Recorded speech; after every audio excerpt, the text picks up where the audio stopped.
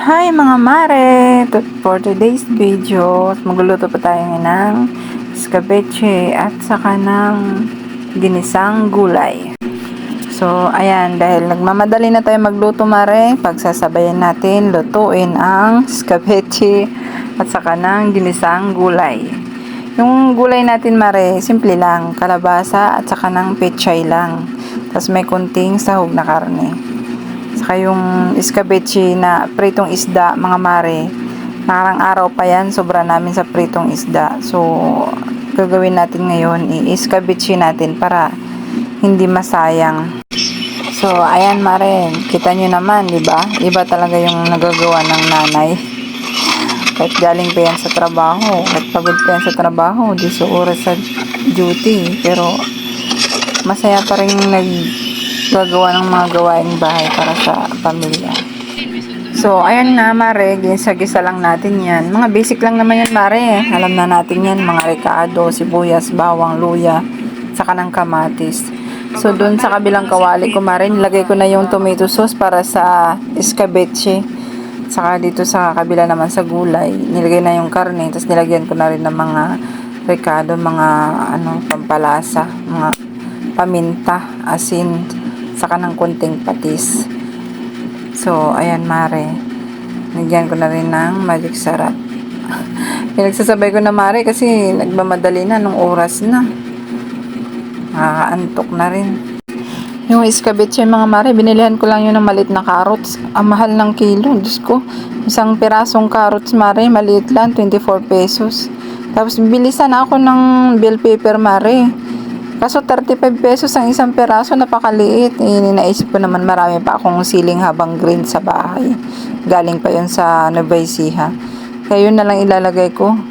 So, ang hirap mag-budget mga mare. Sobrang mahal na ng mga bilihin. So, ayan na nga mare, yung sa gulay natin nilagay ko na yung kalabasa. So, yung kalabasa mare, galing pa yan ng Nueva Ecija. Sobra ko pa yan sa nakaraan na ginulay ko din. Hindi pa naubos. Meron pa yan kalahati sa ref. So, lalagay ko na naman yan sa lulutuin ko sa sunod na araw kung ano na naman maisipan ko. Ay naku mga mare, sa araw-araw nating pagluluto, ang hirap pa rin mag-isip ng mga menu kung anong lulutuin natin na ulamin. Lalo na kami, galing pa sa trabaho. Sa trabaho pa lang ako mare, nag-iisip na ako kung anong lulutuin ko sa bahay pag uwi. So, ayan na mare, doon sa kabila, yung sa escabeche natin, nalagay na natin yung yung isda natin.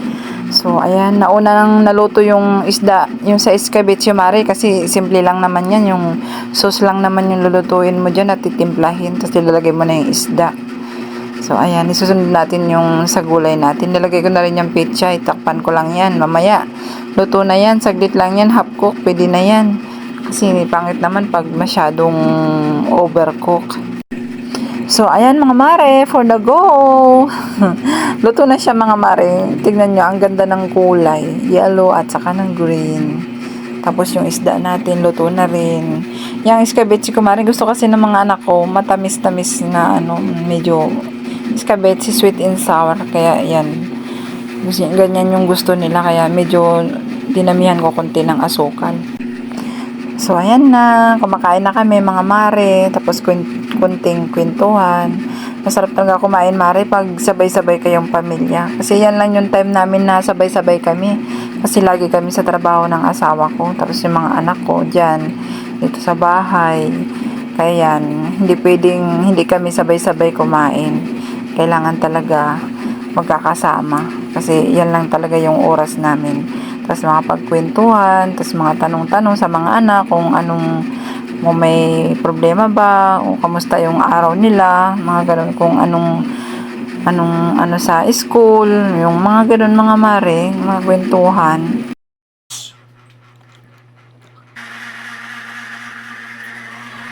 Meng, ba't ka pumasok dito? Gang, pusa. So, ayan mga mare, tapos na kami kumain. Alam niyo mga mare, yung pag kumakain kami, may mga pusa na sa namin, pinto namin.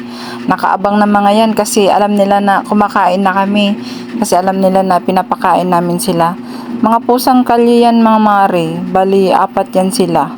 Pinapakain namin dyan. Hindi sa amin yung mga pusa na yan.